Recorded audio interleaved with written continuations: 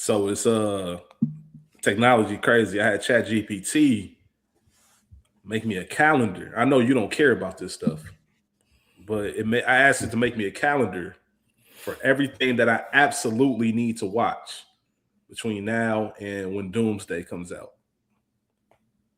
You know what I Oh, mean? for And now I'm caught Marvel? up. Why you gotta Yeah, watch? so You I'm gotta doing watch it again. That's just the nerd, man. It's the nerd shit, bro. That's what I said. That's what I said with the You had disclaimer. You don't care about this. you had comic books. Yeah, when I was young, but I wasn't a collector, so I don't know the storylines. I'm not that into it. But I remember having like Ninja Turtle and Batman comic books when I was younger. I don't think I ever really got into uh, too much Marvel on the comic book side. When I say younger, I mean like single digit age. I was probably my last comic might have been 9, maybe 10. But there was a So how did bookstore. you How did I get into it? go ahead? Was that what you about to say? Mm-mm. Oh, all right. There was a not a bookstore. There was a game store. Like they had trading cards and all this other shit. People stores like this are still around, but the store I'm talking about in Cincinnati is Mavericks. It's called Mavericks, and my pops would go up there because used to go get cards, like trading cards, baseball, football. There used to be a magazine called Beckett. I don't even know if it's still around, but it would tell you the value of I these used to buy cards. So he Beckett, was yeah. used to buy Beckett, yeah. So he would buy a set of cards or something like that, or 5 cards to finish the set, and then look up the value and kind of see how they appreciate and things like that. So when he would go do that, I would be in there looking at comics. So he'd get his cards, I get a couple things, and then it just kind of went from there. But I wasn't really into the comics. I wish I still had them because I remember having like the Batman Returns comic book. Like I said, some Ninja Turtle stuff, and it was cool. Like I remember them. Like I have vivid memories of the comics and looking at the pages. I just never really stuck with the comic book thing. So how'd you get into Marvel for you to want to rewatch the movies then? Like you just was excited when they started making the movies 30 years ago? Nah. 30 years ago. Oh, you talking about It was the 30 current years ago, MCU? right? No, 2008 is when they started this current iteration. I thought it started with Spider-Man in 01. Oh, No, that's not the Marvel Cinematic Universe. So okay. the Cinematic Universe, which is telling the same story and where the movies kind of connect, that started in 2008 with Iron Man. There were 20 So years. it's been going on damn near 20 years, absolutely, which is why it's probably been losing steam. This last phase really wasn't about nothing. But you got the Marvel aspect or the excitement of it. I think just growing up on comic movies like Batman. Like Batman for me, I remember the 1989 one. I remember Batman Returns. Like I just remember them being a big deal. I remember having that as VHS, and the cover was just so simple Batman but cover, cold. Yeah, just the Batman logo, gold Batman logo with the black cover. And I remember Batman Returns came out, and then by the time Batman Forever came out in '96, I believe that was '96, with Jim Carrey and Tommy Lee Jones and Val Kilmer as Batman, I was into it. But you look back on them now, them was very cartoonish, especially Batman and Robin. That was cartoonish as shit. Sometimes I watch them just for entertainment because that shit's so silly. But just being able to see those, and the Spider-Mans came out, and I think Spider-Man really changed the game on comic book movies. Like, remember in Entourage, they was chasing Spider-Man, was the highest grossing film of all time. And I think that's what kind of changed things. And when Spider-Man came out, I was older. And I'm like, oh shit, this cold, just seeing this on the screen. And then when they had the actual Marvel universe, I remember Iron Man led. And then I didn't really know much about Iron Man. I seen the toys and all that shit, but everybody was telling me, yo, if it wasn't for Dark Knight, this would have been the best, or one of the best, or excuse me, it would have been the best super or comic book movie of the year. I'm like, I bet I checked it out. Iron Man, the first one. Oh, when Iron Man, the first one came out. Yeah, with Robert Downey Jr., because I think there weren't any expectations because Robert Downey Jr. He was coming off their drug shit. Yeah, that was kind of his return, and it was Iron Man. It was a character that they didn't really highlight. X-Men. I didn't even mention X-Men. X2, like the second X-Men, when that shit drops, like I remember that. I remember the first one, but the X2 came out, that opening scene with Nightcrawler playing the video games at the arcade, like all that shit kind of connected for me. I wasn't necessarily, I didn't know I was excited to see it on the screen, but one thing about me is I love a good storyline. I like a universe. You know what I mean? It's probably why I'm still in the Power universe. Like once you got me, I feel like I'm too invested to leave it alone unless it gets all the way trash. So when you like build Power, a universe, I'm gonna watch everything. Power got me. Power did. No, I'm saying he got all the way trash. It's still entertainment because I look at it different. I look at it like this is just some mindless bullshit I can watch for an hour. Like, yeah, this shit is completely unbelievable and far fetched, but it's still entertaining. And I'm not one of the people that's gonna argue down and say, oh, you need to be watching Power. I understand the jokes and not liking it. It's just like I know these characters and I know everything in it. So I'd have to fall all the way behind, and that's with anything. So I remember you fuck with Country Wayne at all? You at least know who he is? I know who he is, yeah. Okay. So I remember fucking with them skits. Like he was doing the skits on Instagram. And he had like one or two a day. And I was watching them. There's a whole storyline. And then he exclusively moved to YouTube. And I didn't make the switch. And now it's just like, bro, I ain't about to jump back in there. I don't know what's going on. It's too much. Or like wrestling, right? Niggas used to watch wrestling. After a certain point, you stop watching. And then as a grown man, sometimes every now and then you're like, man, what's going on? And I see, West Side Gun and Wale and all these other people. Shout out to Phil. Me and Phil was just talking about this. And you like, man, what's going on with some of these people, man? And you like, man, it's too much. I ain't watched wrestling in 20 years. I ain't about to get caught back up on all that. On, right. Yeah. I wonder how long I would have to watch to get back into. I used to be big into wrestling. That used to be my shit. I ain't never been into the Marvel stuff. Like I can only watch of course all the Spider-Man stuff. Of course all the Spider-Man stuff, like you said. I remember watching that in 01. And I don't know, it just ain't never really. I was never able to get into the story, so it don't really interest. I only seen the big films, and they used to start sliding shit in the other films where if you didn't see all of it, then you'd be kind of missing some of it. And then I got to that place like what you said, where I was missing some of it, where I was like, fuck it. I'm out. Did you see all this? I just watched the big movies. Did you watch like Infinity War and Endgame? Did you see those? Yeah, I done seen all of them. Yeah. Even though you all the major ones. Okay, got you. I didn't see some like Ant-Man or some shit like that, or like the Kung Fu one or Doctor Strange. I don't watch all that. The Kung Fu one, nigga, you were fucking wild. Watching none of that shit. Yo, that's one of the coldest ones for real. Shang-Chi. This nigga said the Kung Fu. Hey, you could tell when you was born. You a funny nigga. You niggas might go out here like it's the 90s. Oh shit. What was I about to say? What was your thing? What was your nerd thing growing up? Football cards, video games. You say cars, CARDS, or cars like automobiles? Cards. What kind of cards? CARDS. Football, basketball cards, baseball cards. Oh, okay. So that was your shit. Video games was my shit. What got you on the cards? What got you on the trading cards? What got me into it? I was really heavy into wrestling, so I used to have a little wrestling figurines. You know what I'm saying? Right. Like the Hulk Hogan and all that. I had I had the belt. I had the goddamn the ring, all this shit. Wrestling was my shit till I found out it was fake. My mama boyfriend told me it was fake. How old were you at this time? Man, I was about 7 or 8. Oh, he a hating ass nigga for real. He was a hating ass nigga. He was a hater. I remember, and then I told that nigga that then is this fake, then basketball and all that shit you watch fake. I remember having that conversation with him. But at 7 or 8 years old. I know I remember responding and saying, well, that's fake too then. I know I remember that. But that to answer your question, I'm sorry. Just out of spite. Was it like, just something to say? You know how kid is when you kids. Yeah. So it was some shit like that. I'm just imagining young Spike Lee, but go ahead. And then knowing that now was fake, I still watched it for a while after, but I got more into football. I would watch Sports on a loop. Like I knew I would know by the end of the day. I knew that shit by heart, nigga. So that's what got me into sports cards. I used to first start getting an allowance. I used to go buy a pack of cards every Friday.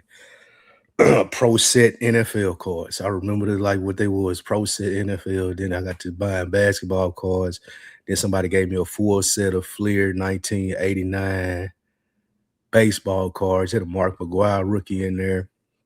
Had a Barry Bonds rookie in there.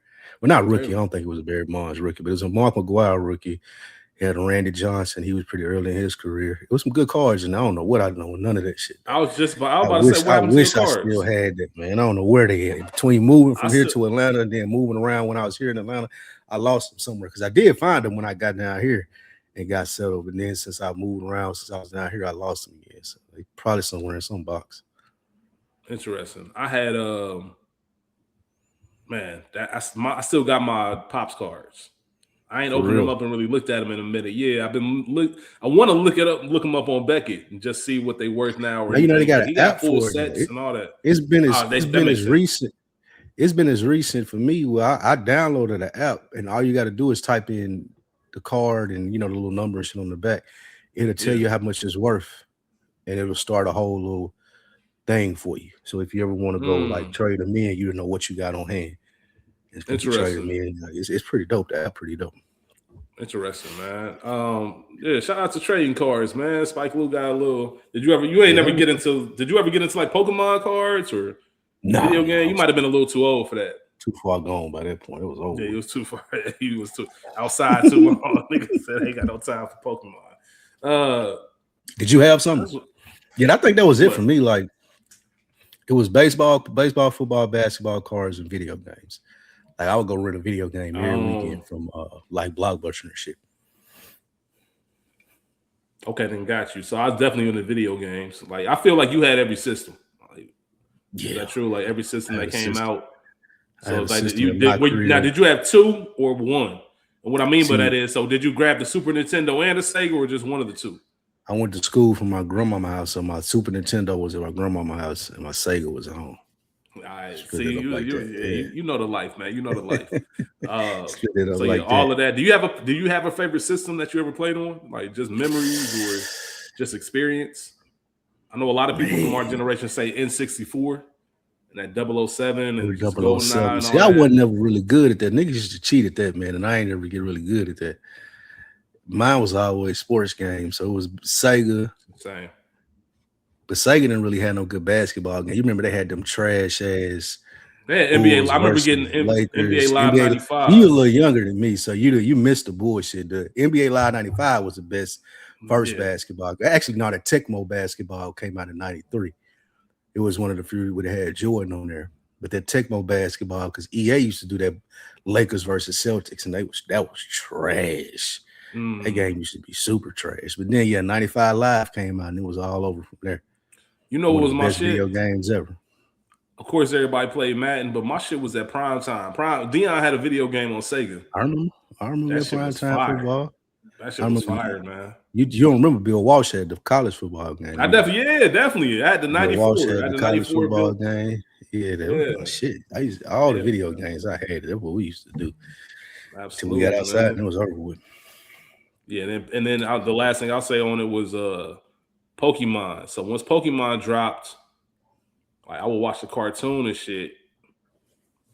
But also the Game Boy games for anybody out there who's of age. If you played them Game Boy games, because they had the red one, the blue one, and then they ended up coming out with a yellow one, just being able to transfer them because all the Pokemon weren't in each game, so it made you buy. So like every Pokemon available, there's only some in red and some in blue. And then you kind of combine them, then you just start your journey as Ash. That used to be connected to that shit, man. So that shit was dope. So Game Boy used to be a big deal, man. It used to be a big deal. I had the Sega. Yeah, I had the Sega handheld joint. I ain't never have a Game Boy. It was a little long Sega joint. Yeah, man. I forget Sega Gear, maybe. Is that what it's called? Some shit like that. Yeah, it had Sonic on there, NBA Jam. I take that shit everywhere. Yeah, I used to take that shit everywhere, nigga. Yeah, man. That's fun, man. Learning a little bit more, getting a little nostalgic here to open it up. But we welcome you back. We appreciate y'all as always. It's another week in the books. Book 2, chapter 70, y'all. We at chapter 70, man. Keep stacking them up. I'm your host, Rich, joined by the legend Spike Lou. Spike Lou, how you feeling, brother? Chilling like a villain on penicillin, man. What up, though? Chilling, man. Slow motion this way, man. Please remember to like, subscribe, share, tell a friend to tell a friend. We always appreciate your input, your comments, your thoughts, and everything else in between. And with that being said, I think we got some comments to read from our last episode. Be Divine Thought, man. Shout out to our guy, man. Shout out to Q. Burning one and drinking a protein shake is diabolical, Rich. Hey, man, that's my shit. That's my shit. You know, you got balance. Life is about balance. Public Enemy B, it was cool to hear the picking your brain convo be worked out in real time. I could understand both sides of not wanting to overstep boundaries, and sometimes just the pride of not wanting to ask for help, but also knowing and understanding that when you build genuine connections with folks, that they wouldn't see it as a nuisance and are willing to help out. Hell of an episode. We appreciate that, man. Shout out to Public Enemy B. Public Enemy long B. time supporter. And then, of course, Golden Child. Shout out to Golden Child. Great combo, guys. It's hard raising your parents, LOL. I agree. You should pay your friends for their services. However, I operate here, and I have a couple of friends that I'm not charging, period. They can get a $200 service for free, and when they try to pay me back, I give it back. So I think that goes to probably the relationship that she has with those individuals, because I know you ain't doing that for free for everyone. But we appreciate those comments and those thoughts. Continue to send those in. I wanted to actually ask you, Spike Lou, what was some of the feedback you got from the conversation we had last week about asking for help and things like that? How's that been going for you this past week? I didn't think it would be a big deal. You know, I thought more of the conversation would be feedback around the picking your brain and when you pay people and when you don't. That's what I thought. Mm-hmm. But I did get a couple of phone calls, man, about the asking for help. One telling me, you know, that's how they led the conversation before they say hi, bye. Like, man, you got to ask for help, man. That's how they led the call with. Yeah. And of course, I knew they was talking about this. We had a good conversation. Valid points were made. It's funny, both of the people that called me for feedback understood exactly how I felt. Yeah. But they also could see they understood how I felt, but understood how it should be different. I'll say that. So that was the first phone call. Then me and Dro talked for like 2 hours about it, just about different things that'll probably come up in this conversation. But yeah, just back and forth challenging. Again, that's why I love my brother. I always get to hear a side that I may have not thought about. He get to hear, you know, something that he may have not considered when presenting that side. So we had a real good long conversation about it. And what I really was asking him to in the beginning, I wanted to make sure I didn't sound crazy in the sense of I wasn't saying that like I refuse. I never I wouldn't dare. It's beneath me to ask for help. Yeah. That's not what I was saying. I don't think you came out that way either. Okay. Yeah, I was just talking about my mindset in the sense of that's how I've been trying to grow and using this platform, having conversations and relationships with all the good brothers that have been on here, you and Dave especially. Just, yeah, I'm trying to get more comfortable with it, and y'all are helping me with that. So that's what I was relaying in trying to say that. But I do feel like there's a good conversation to be had because, again, a lot of the feedback that I got is I feel the same way. I had to grow out of it doing this. I had to grow out of it doing that. Or you're very much right in feeling that way. It's just maybe the people that you grew up around and you're around different people now. So maybe you need to think a different way. Those are some of the conversations that I had. Yeah, absolutely. And it's great having people. We'll probably talk about that when we get into the friendship part of this conversation, but it's great having people that care enough to reach out and just see something and want to comment on your life. And not even from a critical standpoint or a judgment standpoint, just like, hey, I'm investing in you to be the best version of yourself. And if I can add a little bit of perspective, and like you said, it's not even, I love people who add perspective, but not trying to tell me that's how things should be. It's just that, hey, let's have this talk to see if you thought about it this way. And the talk could end up with us still believing whatever we came in believing. But it's always good to understand how people think. I think I've told you this before. That's one of my favorite things. When we first started recording together, not even on here, this is on like No More Half Measures, Good Earners, and things like that. I used to love recording because there were so many times, and Mo does it too. But I remember specifically so many times you would look at things and comment on things in the show, and I'm like, yo, I never thought of it like that. I never even once, that never crossed my mind. You know what I mean? So now I'm looking at it from a new angle. I know School did that to me before, like on a Culture Garden episode we did. So I always appreciate that kind of stuff. So I want to kind of mix in some of the stuff I've been learning. I know we talked about therapy last week. I had some interesting conversations in my last session, which was yesterday, and it's centered around anxiety. And once again, going to those feelings and just understanding what you feel at the moment. Do you feel like that? Do you identify with anxiety at all? Do you feel like you ever had anxiety or you have anxiety or anything like that? Absolutely, yeah, I identify You, with it. do you think does the process of asking for help give you anxiety? Mm, yeah, yeah, yeah. The only reason I'm Definitely. asking because there's something that we got to that was very interesting, which is anxiety. The core of it comes from fear and nervousness. Like it's your body, it's your nervous system protecting you from something that you taught it how to protect. Because one of the things that I was um, and I guess the more you do it and talk to people who are really in a professional field, you kind of learn what this stuff is. I always looked at anxiety as just being anxious, or maybe when I look down and my fist is balled, or I feel myself that I haven't exhaled in a while. I look at that as anxiety, but it's really just um, it's a learned behavior. Like it's not biological. You can't get it passed down. Like your mom has anxiety and you're born. You can't say, "Oh, my anxiety came from her." Like you might have Right. learned it from her, but you don't get it from them. So I always thought that was fascinating. So the reason I say that is because this is when you start getting into the root of things and trying to figure out why that is the way it is. It's like, yo, there's always some fear and some nervousness around certain topics. And we ain't started that with me yet, but I just thought that was very interesting when I start having things that I do get anxious about or that I'm uncomfortable about. I immediately start thinking like, damn, where did that come from? Like, what happened to where I put that wall up and my nervous system just naturally knows, like, nah, don't even go there. You got to trust it because she was telling me this. She was like, listen, you need some anxiety because that also keeps you safe. That allows you to read situations when you know, like, oh, I shouldn't be here right now. I'm out, or this shit about to shake. Like, I'm out. Like, so you can't just walk around, just have a care without a care in the world because that's not safe for your well being either. But also know where to understand if this is this real or is this something that I started doing myself. So, That makes sense.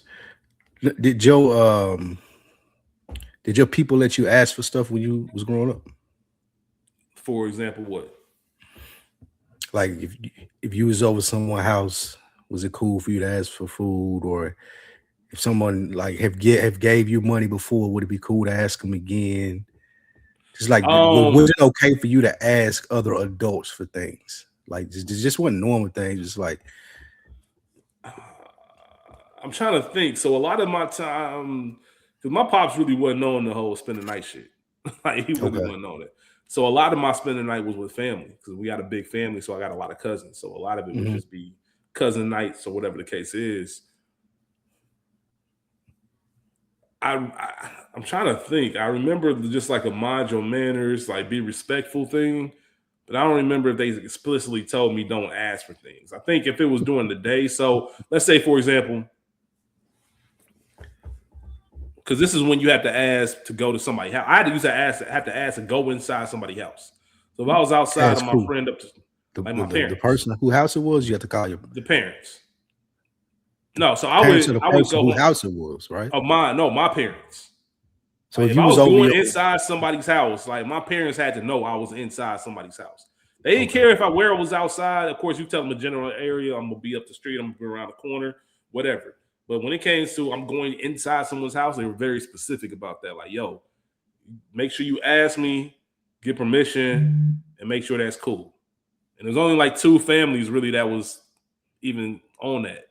Like I was on that, should I say? So, but I don't remember not having to ask for things, but I didn't ask for things anyway. I never went over somebody's crib and saying, "Can I have this? Can I have that?" Like I always felt But you be a kid though, like kids they don't always have those like if it's out. I think because a lot of stuff was probably yeah, offered.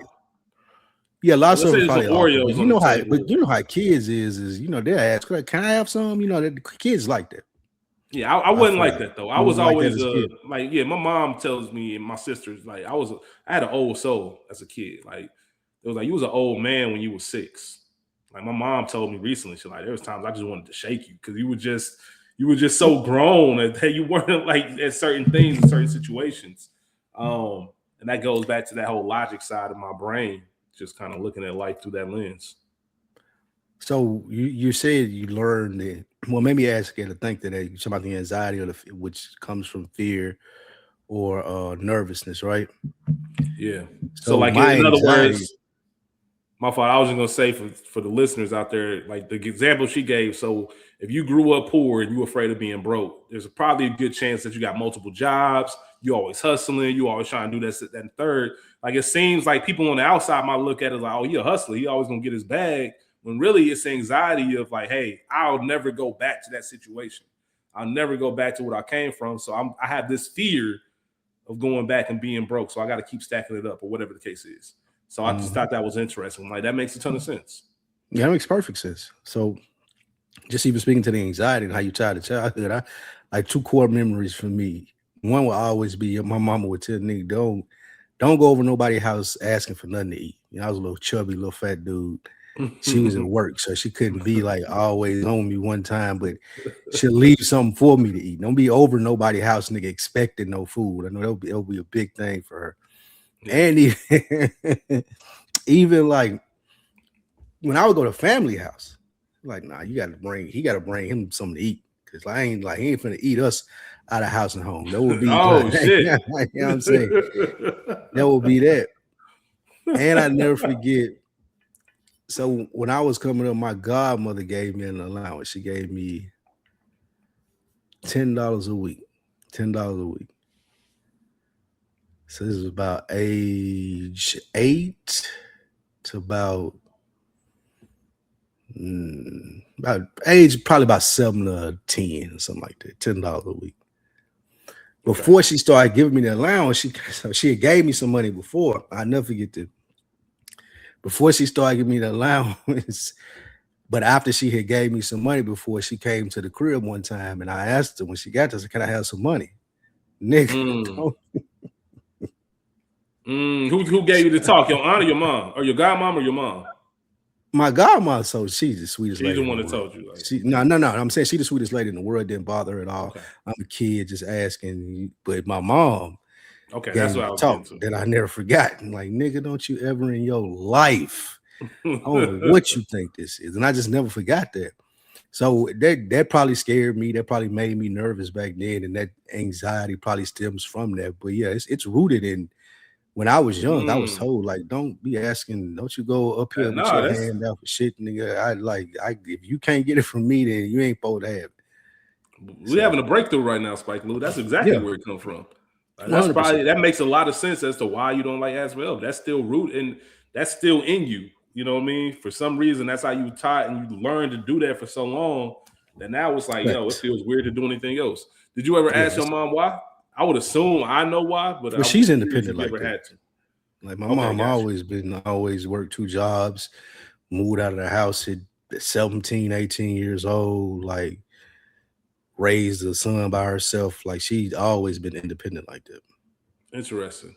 So even with her husband now, like, you know, Dave is like, even with that, she still just like want to go do her own thing. Yeah. See, my first thought would have been, once again, I'm not a parent.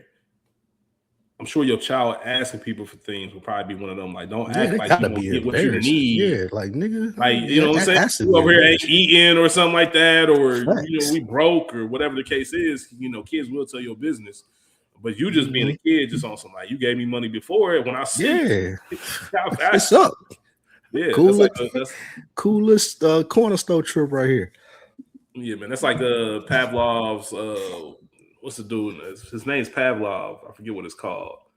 Classical conditioning. Oh yeah. You know what I mean? With the dogs and the whistle, like where he used the whistle to feed the dogs, and then they associated that sound. Time the whistle. You know, kids, we like that. You know, we all. It's hard to. I'm sure it's hard for parents because we talk about it. Parents is doing the best they can with the information that they have. But Dave said something recently when he was on his last episode that I've been thinking about ever since. Just kids are learning this world for the first time. You know what I mean? Like, so it's cool because it was a correction moment on her behalf. And I think it's dope that every person has their own household and their own rules to make.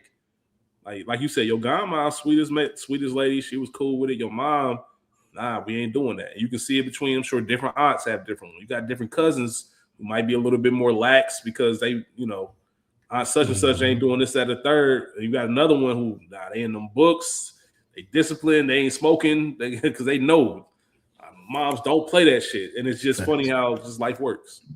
That's interesting. That's interesting that we got to the bottom of that. I don't know what to do with it, but I don't know what to do with it. It's funny because I brought up anxiety because I definitely have it. And what makes you anxious? I don't know. That's the thing. I don't really know. But I know. So she pointed something out to me. She asked me, like, are you busy a lot? I'm like, yeah, between recording and things like that. But we broke it down to the point where my anxiety has caused me to constantly be on the move. So when you see me place to place, or I might be taking a trip here or there, or doing this, that, and the third, or I'm constantly recording, she asked me a simple question. When's the last time you just sat down and just did nothing? I'm like, I have no idea. And if it was like maybe for 10 seconds.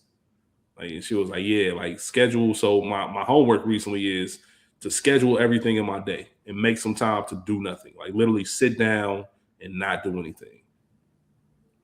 And if I find myself getting anxious, so like I said earlier, so sometimes what'll happen is, so maybe this will help with what makes me anxious. Let's say I'm walking, because I've been taking walks, right? So I got to cross the street and there's a car waiting to turn right. They waiting on me to cross so they can turn right. That gives me some kind of anxiety for some reason.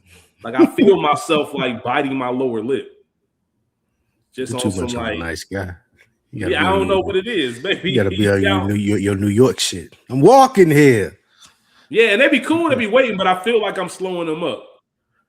You know what I mean? That's like people, I don't know is what that it people is. pleasing? We talked about that a little bit. Which I never considered myself a people pleaser, but maybe there is something in there. I could see. We did talk about there is a. So I broke down a couple of things. Told some. I'm not going to share them here, but I did say a couple of things, and I even when I'm setting my boundaries for myself, or even when I'm comfortable making a decision, I always feel that I have to explain the situation to people, and I'm trying to get to the root of that as well. It's almost like before you come to judgment, I need you to have all the information. Versus, I think I might have talked about this before.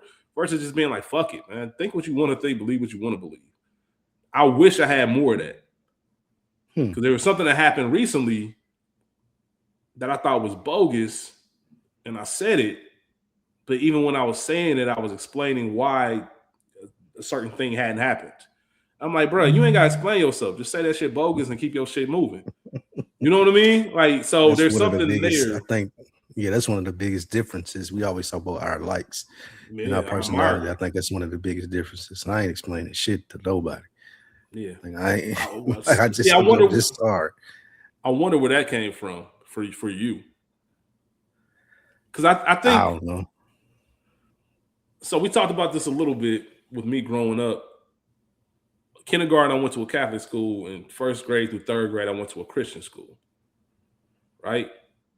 Which is completely different than going to a public school, which I started from fourth grade until high school, until I graduated high school. Mm-hmm. And I think starting those years that early in those spaces where it's small classroom, majority white, you get what I'm saying? Like all this stuff where your formative years. You're trying to prove yourself. You think? I don't know if I was trying to prove myself, but I was definitely trying to make sure that I stood out, but not in the shiner way, not in the like look at me attention type of way. But I wanted to make sure I was on my P's and Q's. Like wanted to make sure but I'm a true introvert though. I'm trying to blend in. Like that's always been my thing. Like I'm more so blend in versus stand out, but I have a personality sometimes it makes me stand out. Yeah. So to your point of not explaining nothing, like I ain't trying to. I don't like it's partly being judgmental as well. Because I feel like I gotta most of the people that like it comes from, though I know a lot of people, being around the same people probably a lot growing up. So I have a shorthand with people where like it ain't a lot that got to be said for us to get on the same page. Yeah. So having that shorthand with people, a lot of people in my life that I love, then it makes me less likely to explain shit to new people. Like I don't really feel like I got to explain, like watch and learn, or even though like that's the biggest thing about doing podcasts too, though. Like I'm talking to people that, again, I just met you and Mo and all the dead end guys. Like, I don't know, didn't grow up with them, don't have a shorthand. Only person that I really had a shorthand with coming into doing this is AB. So we'll still have that, but that's helped me being more patient to understand things from other perspectives and explain things too. Like knowing that I'm talking to a lot of people that don't know me, not even just face to face on the podcast, but people listening. And then some of them, that's why they have some of the negative connotations that they have about me. Because I usually, if I'm saying something about Memphis or I'm saying something about a certain topic where I just don't feel like I'm going to explain anymore if you didn't get what I'm saying, or if you don't understand that I'm joking, it's fine too. I ain't going to explain that. Like you take it where you want to take it. And that's fine for me.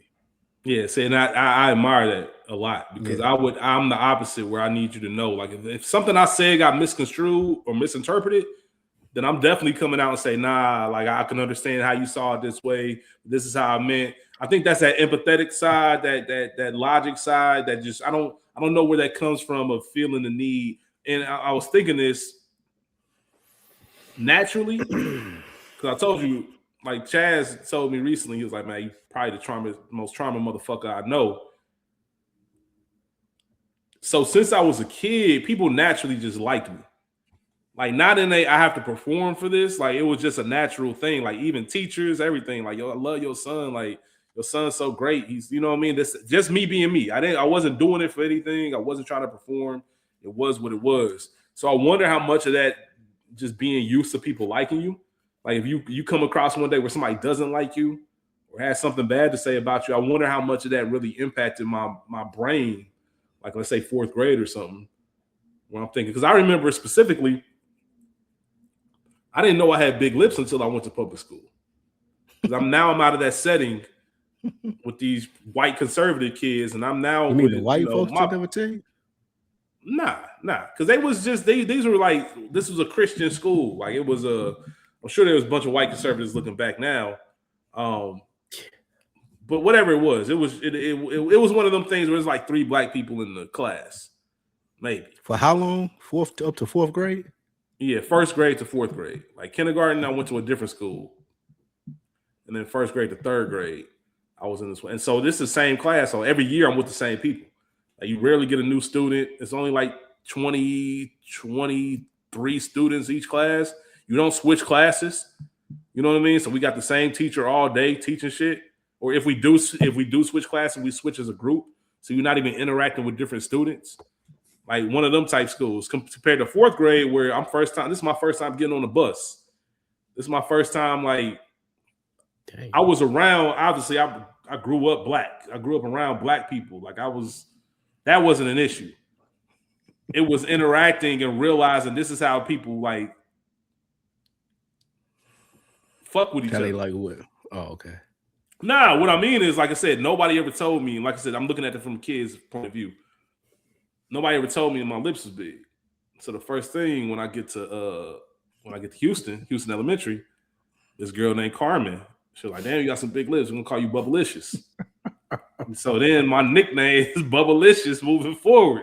To the point where to this day, if I see somebody I went to elementary school, if it's a girl, she might hit me with the Bubblicious. Like, you know what I mean? And shit like that. I'm not standing for it. I am not gonna stand for it. But you got, here's what I'm getting to. I was in the 4th grade. Yeah. So, and I'm new. And this is new to me. Like, my lips are big. Like, what? So all of this is being processed as a 9-year-old. And I'm starting to think like, damn, like, I didn't even know that. Like, I always thought I was a cool, and I still got that. I still got my bravado with my ego and shit. But that was the first time in my life I can remember, like, being self-conscious about something. Like, I never knew what self-conscious was. Like, I was always just me, and it was cool, and everybody was happy to be around me. And then in 4th grade, that was the first time I ever So had nobody in your like, family ever said it?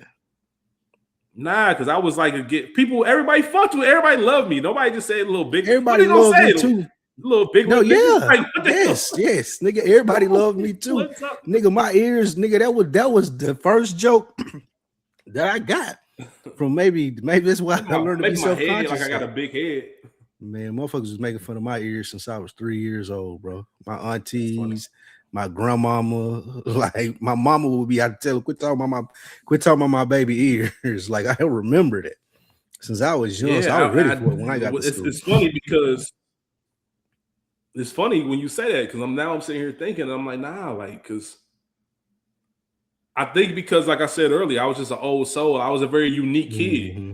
I didn't move like a kid, so I think they were more enthralled with that versus pointing out anything like, "Oh, who is this little nigga?" Like, that's my perspective on it.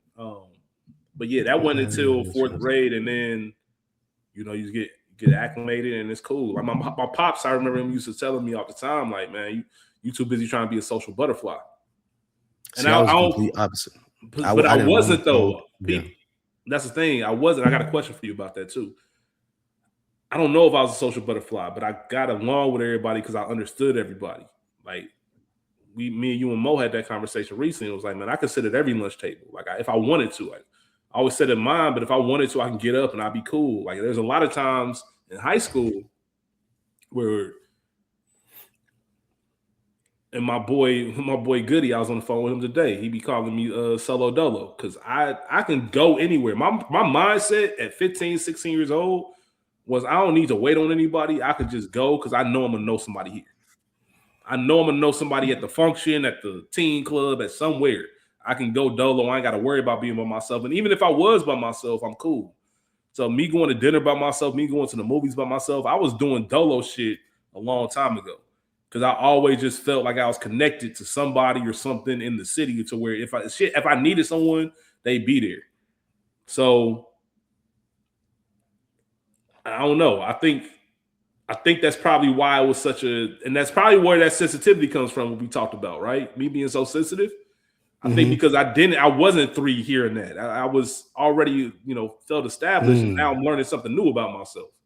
Even though I look at myself every day, I never looked at it like that. Now somebody pointed it out. Now I'm self-conscious about it. Now I'm sensitive. You know what I mean? So I think that's where a lot of that stuff probably came from. That's interesting. As I'm thinking about it on real time, like I don't, like I said, this is just me guessing, but it's interesting just thinking about that. And as we got older, going back to the social butterfly thing, I was like on the news, like I was the editor of the news magazine in high school. Like I was still that nigga. How? Like I was still cool. How did that come about? So I love writing. I don't know if we talked about this maybe a little bit, but yeah, I did some creative writing. I know you did some creative writing as well, but I wanted to be a journalist. I went to college for journalism. So I had an interest in that, and we had a class that was a news magazine. So at first it was just the class, and I'm like, I actually want to be a part of the news magazine. So for 2 years I did that. I was writing stories. I did interviews. Like we had to pitch stories. It was like a real newspaper. Like where you kind of learn the ins and outs of that. And of course, I was the only black kid in there, but it was cool. Like, and everybody in there was cool. And it gave me different perspectives on things. And playing sports a lot gives you different perspectives. So I think having this big, like, I guess, I don't know, this big bucket of life experiences to pull from kind of made me who I am. And everybody, like I said, fucked with me to the point where if you didn't, now I'm like, yo, I got to understand that. That don't make sense to me. So do you know all the information? Because everybody fucks with me.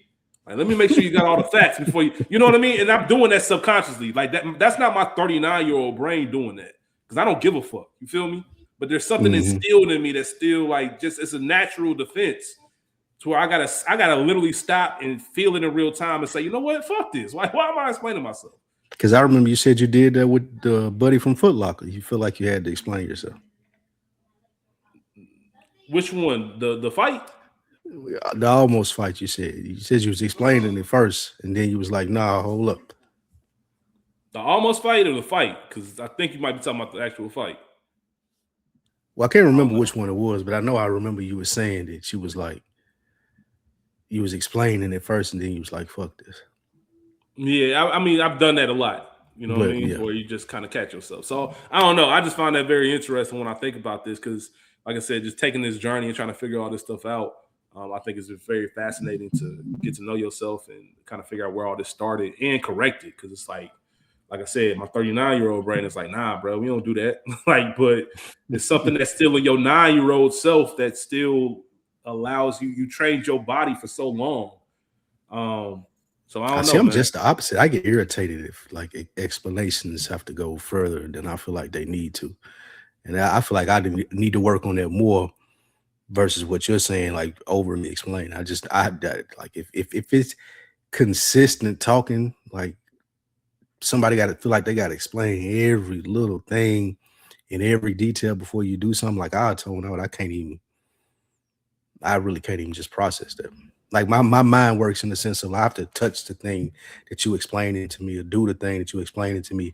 Then I'll have questions. Like you can't give me all the answers in the beginning.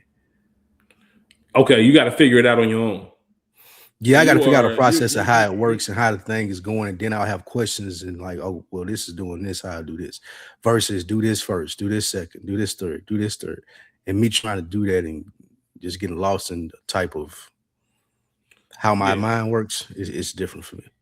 But That's yeah, I funny because wasn't never. I was just gonna I say was I'm in. not. My fault. Go Real ahead. quick, Go I ahead. was just gonna say I don't think I explain in that way. I over explain when it has to do with myself. So that's what's fascinating to me.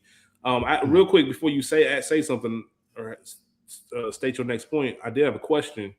Just as a student, like if you were in class and you had the answer to something, were you raising your hand? Like the teacher asked you to raise your hand, say the answer, were you raising your hand, even if you know it was right and you sharing your thoughts, or were you just in the cut, just trying to stay out the way when this bell ringing so I can go to my next class and get out of here? Um, Because you're a smart dude, and I feel like you take pride in you being smart. I do, but not in a like the teacher that gotta fuck with me type of way. Like I can be sitting there with the answers and really not. I ain't gonna raise my hand to get into the. It really depends on the dynamic with the teacher and the class too. Like if I like see so much go into it for me. Like I feel like a lot of my surroundings have to do with my like how I'm carrying myself, especially back then in school. If it's a room full of like people that I fucked with, friends, associates, whatever it may be, the teacher cool, then yeah, I'll raise my hand for an answer. We in there probably having a good time, laughing and joking around and shit. But if it's a dead ass class, teacher wrong like or something like that, I probably ain't saying nothing. We're trying to get this over with. I'm doing some homework for the next class and I ain't do from last night or whatever it may be. But no, I never raised my hand to want to spearhead the conversation or be like, yeah, I know, nothing like that in class. Not later on. I did used to try to do that shit when I was younger, and I went to a similar situation to where like what you were saying, except it was more than 3 black people, but we were some of the first black people that they sent to this school when we went over there from our neighborhood. It was the first time they had tried it, so having that many black kids was new, and I feel like I got looked over a lot when I was younger in the little classes and shit. So that kind of probably matriculated throughout the rest of the years of me just not wanting to be called on at all. So you was never like a line leader type of nigga. Like you was never trying Oh to be the no, person no, leading the I ain't line doing or the being the leading the first. So you line, the couldn't. hall monitoring. We ain't doing none of that. The No. hall monitor is crazy. Like, yeah, that's insane. Like, the niggas Yeah, be I the ain't hall want to be monitor. the. I ain't want to be the. I ain't never want to be the first to do nothing. I ain't want to be the head of the line. I ain't want to be the first motherfucker that started reading. I ain't never want to be none of that. You ever done a trust fall? Did you ever have a field Yes, trip or any kind of actually. event where you had to do a trust fall? How'd Yeah, that we go? went to. We did that shit at what's the name of that shit, man? In high school, that you Young Life. I went to 2 sleepaway camps with Young Life, and we did shit like that. Y'all was doing that shit in high school? Mm-hmm. Mm-hmm. We went to a camp in 5th grade, but that was the only time we went to a camp. It's crazy. Camp Campbell Garden. It's crazy because they was doing like Slavery Day reenactments. Now that we think about it, this shit. Yeah, that shit was Now this wild, was a bro. Christian. This was a Christian. This was like I guess a Christian camp, man. It was Who like was who was sending you there to school? I was going through somebody else's school. All So right. like So my it was homeboy was it that the you met, my summer event? homeboy that you Was it in the summertime? It was either spring break or summer. It might have been Okay. summer. All right. But yeah, one time we went to like some mountains in Georgia and stayed like 4 days. And you do all the like outside.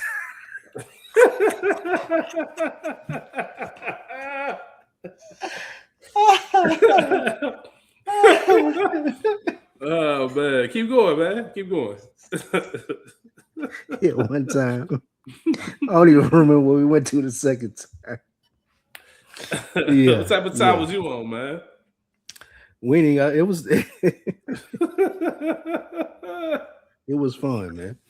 Hey, I bet it was. Man. We had fun. It was people from Louisville, it was like people from Nashville, then they had a camp that came in from Louisville.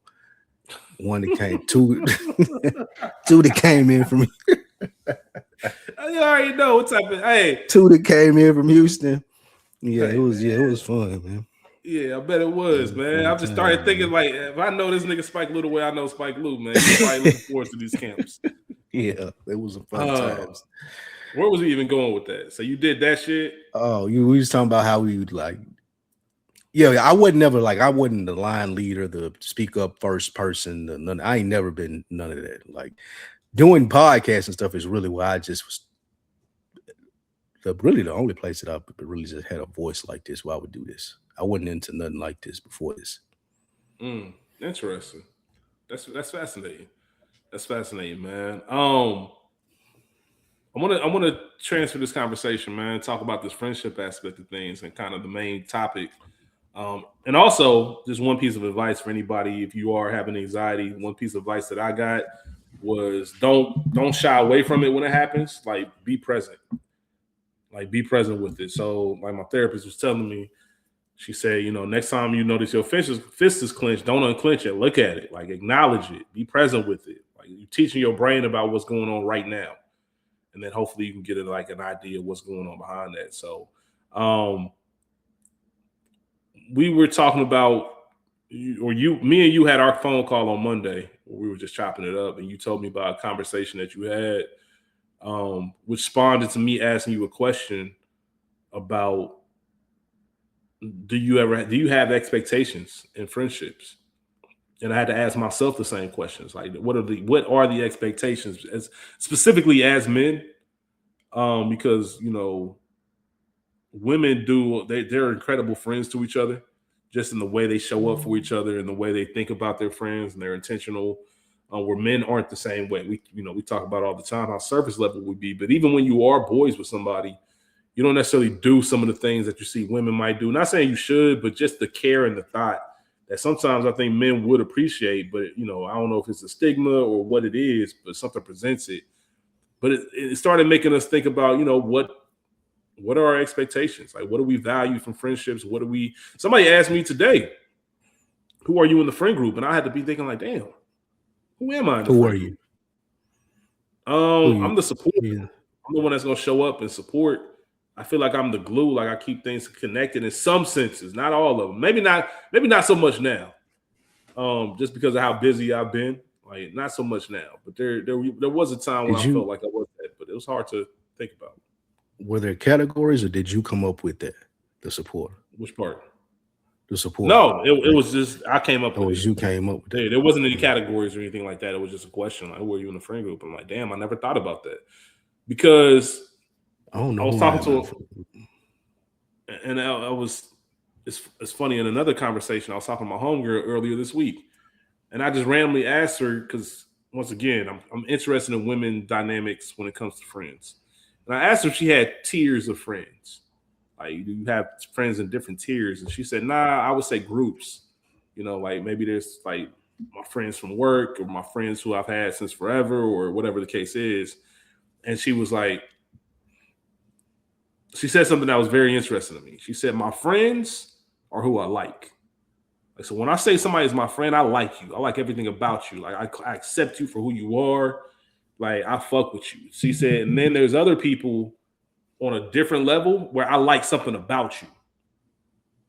She said that's kind of the biggest separation between who her friends are and who like her associates / friends is cool. It was in the sense of like my friends don't matter. We locked in. There's nothing you can do. Like there's so much time that could pass. She was telling me about like a friend that she had since high school. They've been locked in since high school. She was like, man, I might talk to her once or twice a year. But I know if I hit that text or hit that line, like, yo, I really need you right now, she's gonna be there. Like, or I know but I do know if I just say what's up, it might be a month or two before I get a response because she got her own shit. I know who she is, I know her way, but I don't take that shit personally. Then there's other friends where if I'm having a function or I'm having a birthday dinner and they don't show up, I feel a way about that shit because that's kind of the guideline that they set. But I love how she put it in the sense of like that first person, that first tier, like my friends, it is what it is. Like we locked in forever. And then she said it like, this might be like a coworker or somebody who's in a similar organization or maybe whatever the case is, where you like, I like something about you. And then maybe we get the opportunity to see if I actually like you. You know what I mean? So I actually kind of compare that to you and me. Like me and you started in a situation because me and you started in a situation where we didn't know each other. Like, but I knew there was something I fuck with you about. You know what I mean? Like I knew I fuck with. I wouldn't necessarily say that's my friend. Like if somebody told us in our early days, good earners and all that, like Spike Lee, a cool nigga that I record with, I wouldn't have said that's my friend. You get what I'm saying? Like it wouldn't have been that. But we had the opportunity to, because of recording and because of me being a listener to Another Week in the Books, which felt like it will not even felt, it is a very personal platform. So I got to see you grow over time with Book One and see where you are now. Me and you just started getting cooler and cooler. Natural, right? Time spent, right? Recording more, doing all these other things more, getting to know each other more. And then we started doing this and it took a whole nother level. And then I'm like, oh, no, that's my friend. That's like fam. Like, that's my dog. Like, there is no ifs, ands, or buts about that. Right. And I'd say the same thing. But I don't know. I kind of find her premise interesting in saying, my friend is, I like you. And then everybody else was, I like just something about you. I like something about you, which means, hey, we off to the right start. Like we haven't earned enough trust or built enough trust between each other to where I can say, yo, I'm with you regardless. Like, good, bad, and different. Like you can be, if you do some fucked up shit, I can chuck you deuces because we don't have that same equity built in to where I know your character. I know who type of person you are to where if you make a mistake, I can be like, oh, that's a mistake. You don't do that normally. Versus if it's somebody new and they do some fuck shit, you're going to think that's who they are. You ain't going to give them the same grace to say that might have been a one-time thing, but I saw it and that's all I need. Like, I don't fuck with buddy. It's a little bit different. Like, I'm sure your childhood friends, you probably give a little bit more leeway for their character than who you would if somebody knew, Yeah, of course. Yeah, of course. But I'm wondering for men, the having something in common or I like something about you. Yeah, that's before the friend stage. But I'm just wondering, I think there's another stage there for us too, though. Because like let's say if you hoop with a nigga, y'all might even exchange each other numbers. But if he ever hit you up on anything other than hooping, you're like, what this nigga got going on? Like is this my hooping homeboy? Like, why would you be hitting me up talking about the club? You know what I'm saying? Like that, for men, I think it's another like because you do gain random friends through like just hobbies like golf or basketball or in the gym or run clubs or things like that. And it's kind of, I don't know. I don't know. I don't even know if it's different. That might be correct, but that just was sticking out in my mind as you were saying it. So let me ask you this, and here's what I heard when you said that, because I'm with you. Right? If the baseline for our relationship has already been established. So I think what you said is perfect, whether it's hooping, gym, whatever. So let's say it's a nigga that I go to the gym same time every day. He go to the gym same time every day. We see each other, right? You know what I mean? And you can just give a simple fist bump or head nod. You ain't really got to have no conversation. You don't know his name, no none of that. But it's just a mutual, like, all right, bet I see you in here. I'm just going to acknowledge you, right? It might be brother to brother, whatever it is, something that, y'all connected on some point. I think the issue with us is, as men, is when that person does reach out for, hey, club, movies, drinks, whatever, housewarming, whatever it is, we're not open to accepting that. That could be the start of a real genuine friendship. But for some reason, us, and when I say us, I'm talking about myself and Spike Lee. I don't want to speak for all men, but I think majority of us than not will look at that as, hold on, bro, like you're just a nigga I see at the gym. Instead of giving it a shot, like, oh shit, I appreciate that.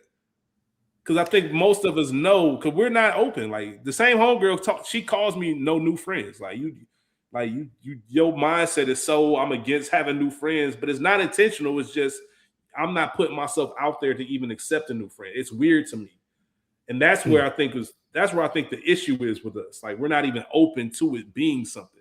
It's just, why are you coming up to me asking me about the club, bro? Versus anybody else. If your friend said that, you went, well, at this age, I say the same thing. Still would, yeah. But there was a time, if I'm going out, why am I looking at this person's invite different? Why am I not open to giving this like a, oh shit, you could be cool. Everything I know about you cool so far, shit, let's do it. And go to the club and then either find out, hey, you a cool nigga, or that nigga weird as fuck. Like I ain't never doing that shit again.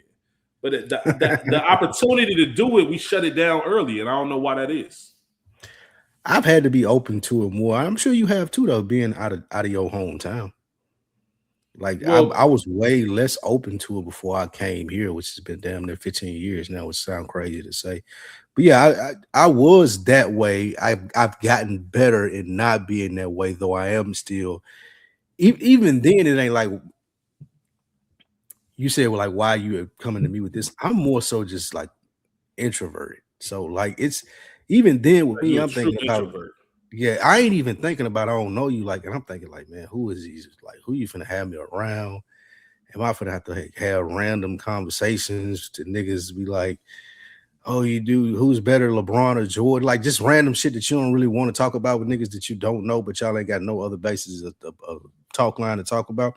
So that's more so it for me. I've gotten used to being down here and having a personality where I do meet people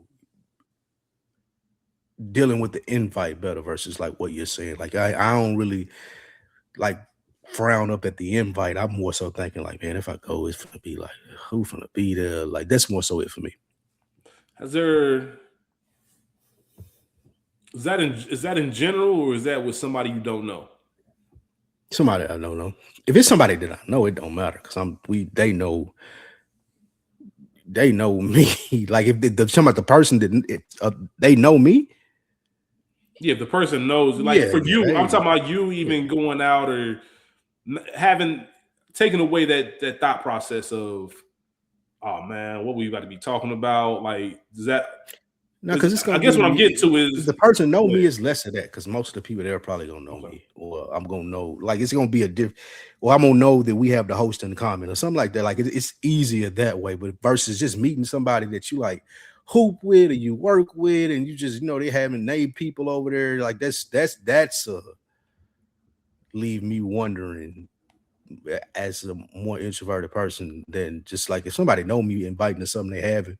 And it's gonna be people there that I don't know. That's fine. It's cool because I know the person that's having the event. Versus if I kind of know the person that's having the event and don't know none of their friends. You know what I mean? Would you even go? Sometimes if one person invited you, but is that out of necessity because of being in a new city, or it might have anymore? Being in a new city. I may fuck with the person that did invite me, even though I don't really like fuck with them like that. But yeah, just. They doing this cool thing. Like I think you would like it because I know you from work or whatever it may be, and things like that. But yeah, I've went. It's been cool, different little shit. Work events like that too. Yeah. So would you ever do? So I'm sure Atlanta does it all the time. If you go on Eventbrite or something like that, they might have a networking event. Just some random person throwing a networking event where you just get drinks or happy hour. Or, I know we talked about it a little bit. Time's Up. I think that's the name of it. The random dinner with 6 people. Mm-hmm. All that shit. Would you ever sign up for that? Yeah, I'll do it. So what's that's just based off this just doing this podcast though. I wouldn't have done it just being like regular Lou before I got into doing all of this. But what changed? Content, I bet it'll be a hell of a thing to talk about. Hell yeah. That And I'm just open to at this age, open to playing golf. Playing golf because I get Okay. paired with people that I do not like. It's just like that dude blind dinner thing. Like you may, because most of the time, since none of my friends play golf, Rich, most of the time I'm out there by myself. We're And when you go, gonna get a link before it gets cold, man. We're and gonna when get you out there with go the by ring. yourself, they can put you with up to 3 people. And these 3 people you just don't know. You know what I'm saying? You got to make you out there playing together. Y'all make talk about just different things. So that's got me equipped to it. So yeah, I could do that the dinner thing and a lot of other stuff. Yeah, golf has helped a lot with Do, that. As a matter of fact, are you someone who can you work? I want to make sure I say this correct. I don't want to say work the room because I know you can work the room. But what I mean is, can you play that role when you're not interested at all? So let's say you're playing 18, right? That's a long time out there, and you with 3 strangers. mm-hmm. So I feel like the way I'm looking at it is, for me personally, I'm not necessarily going to be the person that's going to like not talk for 18 holes. Like I don't, even though I want to, like I'm comfortable not saying anything. Like if they're having conversations and they try to invite me in, I can do it. That's 4 hours, by the way.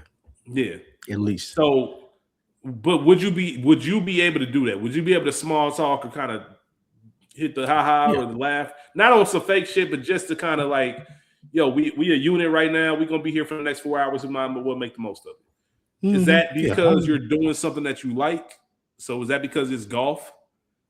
If it was something else, like let's say an escape room, would you do an escape room with strangers? Depending on the stranger. No, yeah, I would do it as strangers. I have the type of personality where I can be like cordial with people like that and not come off standoffish. Like I know a lot of general knowledge about just random shit, so it's a lot of like joke, like, and I'm witty, so like this, I could do that. I have no problem doing it. I just don't want to do it every time. So yeah, I could do all of that with no problem. And motherfuckers feel like, oh man, I really love like, man, nice to meet you at the end of it. You know what I'm saying? Yeah. Yeah. Now, what if they hit you with the, hey man, we should exchange numbers and do this again? But now what? Depending on what they said they did. Depending on what they said, what kind of profession they had. Well, yeah, most likely, yeah. Even if you go play golf with them again, it's like, you know what I'm saying? That's cool to do. That's dope. I wasn't expecting those answers from you. I wasn't expecting you to say like you were open to that, because I want to ask you, what do you do? How do you define an introvert? Like, how do you define yourself? When you say you're an introvert, what does that mean? And how has it grown since you've done recording, specifically Another Week in the Books? It hadn't grown; it's declined, I would say. I'm introverted in the sense of I just like, that's what I meant. Yeah. Just being out around big crowds of people sometimes bothers me. Like sometimes that ain't like that don't work for me. Icebreakers, random stuff like that, I hate. Tell us a little bit about yourself. So, yeah, Jesus Christ. Get me started with that shit. Yeah, tell us a little bit about yourself. Like all of that stuff, none of that. That's when I say introvert, I don't enjoy doing stuff like that because that stuff comes natural for me. And I know we ain't talking about just me. You're talking about everybody involved, and that's probably what's best for the room. But that being said, I hate all of it. I like to just settle myself into a place and figure it out from there versus being all in somebody's face or just doing what I feel like is too much. So that's why too much bothers me probably a lot more. Not bothers, but irritates me a little quicker. I got you. What about these? Would you call yourself go ahead, introverted or extroverted? I think my natural disposition, like what I want to do, is be introverted. Like I'm comfortable being at the crib and I ain't got to talk. I've said this before. If I can get a house phone and a pager, I'll be good with that. You can kind of tell, but just by the way or my lack of response is not. That's probably my biggest hurdle. Like people, when they learn, like, oh, it's not me, it's him. You know what I mean? Like, because a lot of people take that personally, like I'm ignoring them, and then people quickly realize, oh, this nigga's just terrible with the phone. Like, you know what I mean? Like, I just, there's some kind of disconnect that I require. And I'm trying to balance it out and make it a little bit better. But once I'm in the scene or at the spot, I'm good. Like I can work the room. We can talk. I can do all the small talk shit that I was dreading doing a couple hours before I got there. And usually 8 times out of 10, I leave the event saying, you know what, I'm glad I came out, but I'm happy I'm going home even more. And I never overstay the welcome too. Like I usually have there's not too many events where I feel comfortable staying like hours upon hours. Like, you know what I mean? I'm gonna show my face, do the couple hours. Once it's time to go, it's time to go. And it used to be niggas be like, nah, man, we going to the next. So I'm nigga, no. When I say I'm leaving, I'm leaving. Like, so now it's not even a question. I don't care what y'all got going on next. I enjoyed my time with y'all. This was cool. I'm not about to be up till 2 in the morning. Like, there's no interest. I don't get any joy from that. Like, I don't get anything from that. Unless it's a hell of a fucking night. And just one of those like hangover type nights where the shit just keep going. But you usually know what kind of night that is early on. Like I don't really have any. Niggas ain't about to do nothing up in Cleveland to where I'm getting a phone call the next morning. Like, bruh, you should have stayed out. You know what I'm saying? Like, bruh, whatever it was, I'm sure I'm cool. Like, my life would be perfectly fine. So yeah, a little bit of both. But naturally, yeah, I just want to chill, man. I don't know how much of that is me. But you are you would be like, hand me the microphone, I'm gonna give a speech type of guy. Oh, 1,000%. 1,000%. Yeah, so that's interesting. Yeah, like Nate. Well, does it matter if I'm asked him to do it? I'll never just say, yeah, I'll do it. You wouldn't just in spur of the moment. It depends on what it is. So funerals, right? I've done funerals, spur of the moments, gay speeches, right? What about a wedding? So Nate, I wasn't Nate's best man, but Nate asked me specifically, y'all, I want you to give a speech at my wedding. Day of? No, like beforehand. He knew that, like, bro, I specifically want you to give a speech. Normally it's just a best man speech, but it was the best man and it was me. So I think just because that's just who I am. Like I've always been a good public speaker and just good on my feet. Everything's genuine. I don't really write shit down. So this plays into, I think, what we were talking about with friendly expectations. Mm-hmm. Are there certain people that you would expect, let's say you get married, to say something, to speak? To say something? Nah. To speak. I don't really. You wouldn't be like, that's not something that moves me. I don't think so. I think it would be nice and appreciated. And it's funny because I got a lot of dope friends. So my Cleveland friends, which are my college friends, like a lot of them I went to college with. There's a group of 7 of us that do these birthday dinners. So like every month somebody has a birthday, we'll actually pay $45 per person. Like so Spike Lewis, your birthday. So all right, Spike Lewis birthday coming up. It's November. Everybody in the group send $45, right? That's gonna cover your dinner and cover other things. What's up? What you laughing at? It's just you said the over-explained thing. Who, me? I'm over-explaining? Oh, shit. All right. See? It was funny. It was funny because I wouldn't have noticed that had you not said it. But I perfectly understood what you said by the well, I was getting into more detail of what it is. Like, just kind of giving an idea of it. It wasn't just explaining that part. It was more so just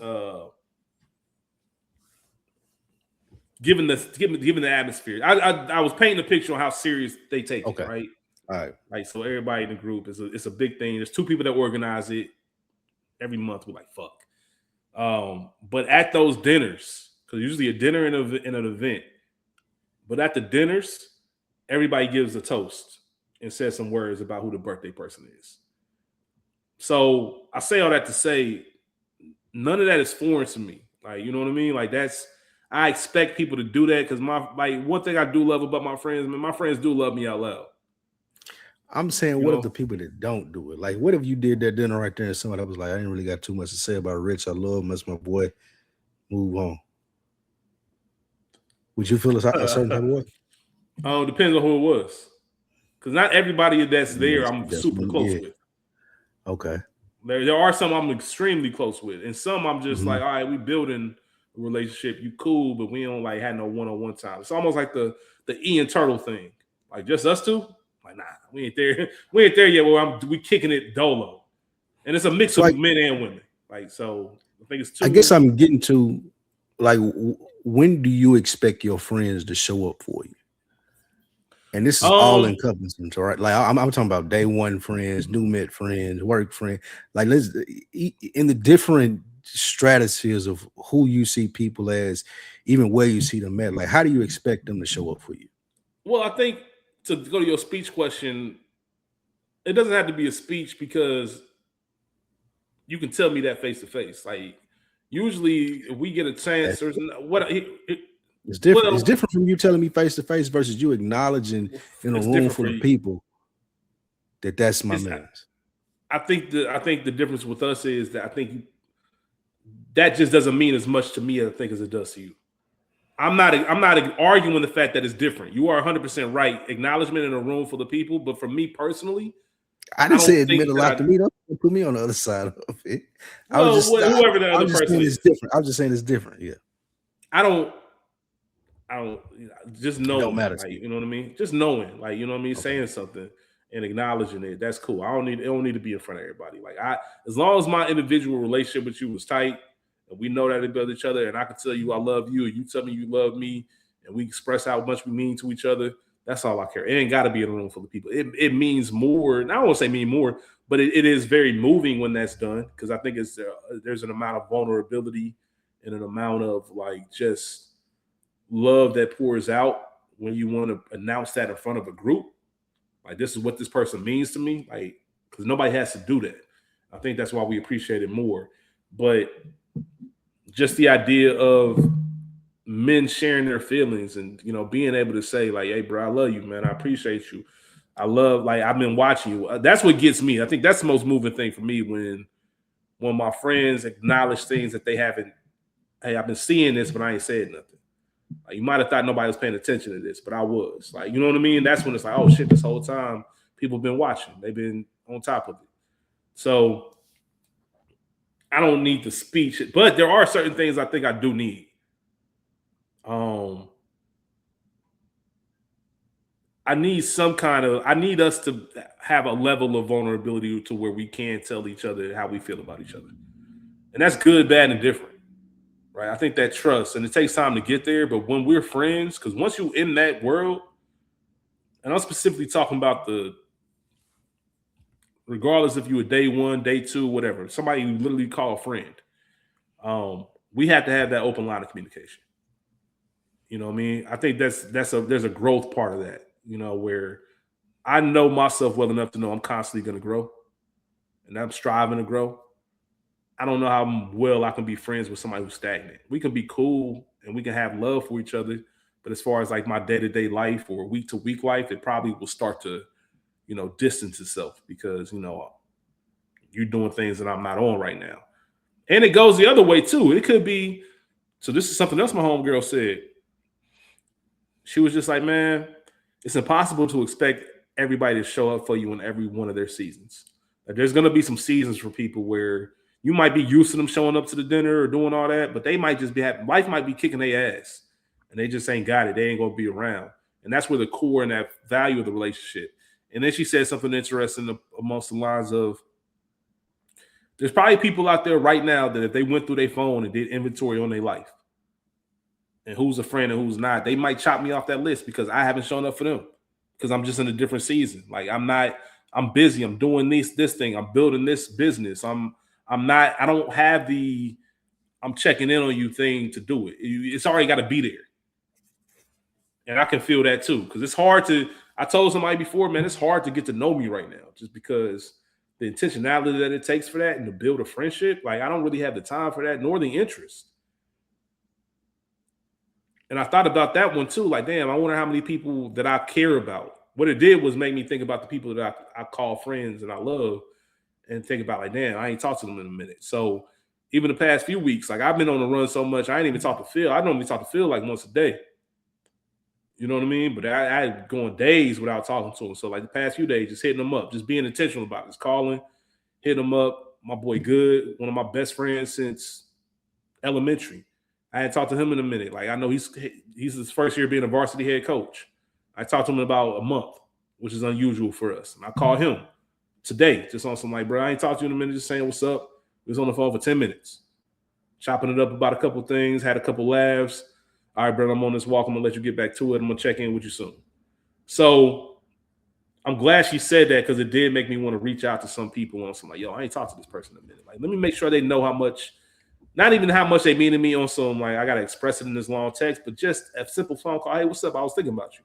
You good? I ain't talked to you in a minute, man. How you been? How the family doing? Like, I need that too.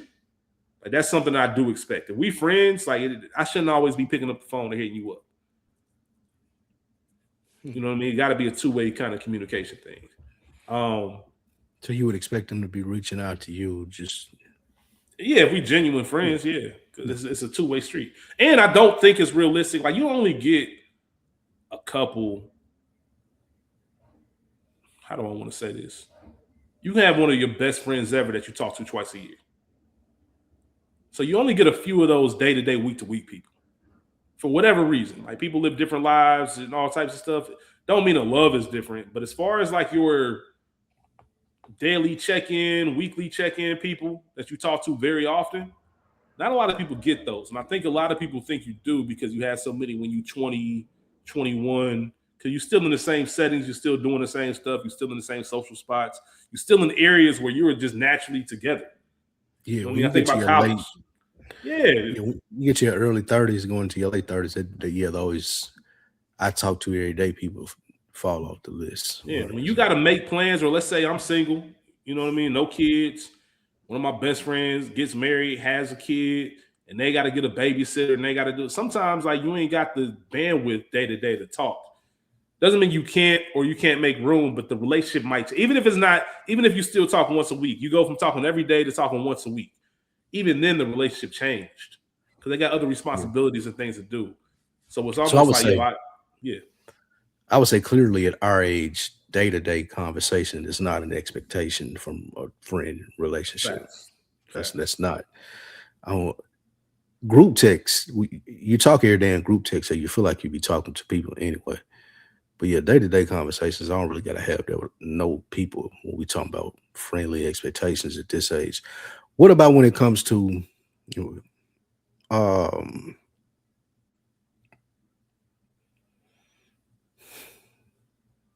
wait, did you have anything? As far as what I need from the friends, anything else? Yeah. Just authenticity as well. Just be yourself. Like, be who you are. Like, don't like good, bad, and different. Like, don't feel like you have to put on a mask. You know what I mean? Like, I want it to be the most easy thing like ever. As you've gotten older and you've grown more, you learn more, you're in therapy. Do you find yourself reclassifying friends? Like, have you? I found myself. Go ahead. Oh, I found myself clearly identifying friendships. I don't think reclassifying. I think I used to look at it as levels, right? Now I feel like I'm mature enough to understand that it's life. It's just where you are in life, right? So one of my best friends ever, my first friend, I don't talk to him as much as I would like to because we just have different lives, right? Or maybe that open line, maybe we aren't putting in the effort, but also don't expect it because we literally like he 3 kids, family, single, doing podcasts. Like, when we talk, it's always love and it's always great catching up. But just because I only talk to him every so often, I wouldn't put him in a lower tier because that's still somebody I care very deeply about. And if he ever needed me, I'm pulling up. Like, I'll get on the road to Cleveland and go to Cincinnati if they needed something. So I kind of just look at it as A, I understand this relationship, and B, do I need to or do I want to put more effort into it versus where it is right now? I think I may be asking something different from the sense of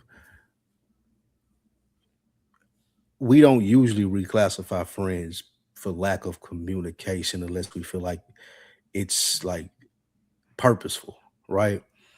We know what friends we like. Unless you feel like your friend avoiding you, or y'all stop talking for a specific reason, then you're talking about a reclassification of friends. What I heard you say, yeah, I understand that you don't reclassify a friend like that. What I'm talking about is as we age, we continue to get more mature.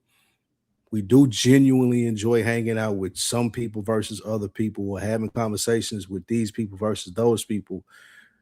Are there things that happen between you and people who you consider friends to where you look at them at a certain point, you be like, we used to be here, but we just can't be no more. We gotta like take it down to here. Just Oh it yeah. ain't nothing you did. I still love you the same, but there are things that I got going on, people who I hang with, or things that I may want to do that like, or what you got going on, vice versa. Like, not saying that I'm excluding you or that you're excluding me. It's Mhm. just it's shifted. Yeah. I think that's when you, I don't know, maybe you can correct me if you disagree. I think that's when you realize, oh, we really probably weren't never friends, which is fine. Which is fine. Like maybe we were associates that got along very well.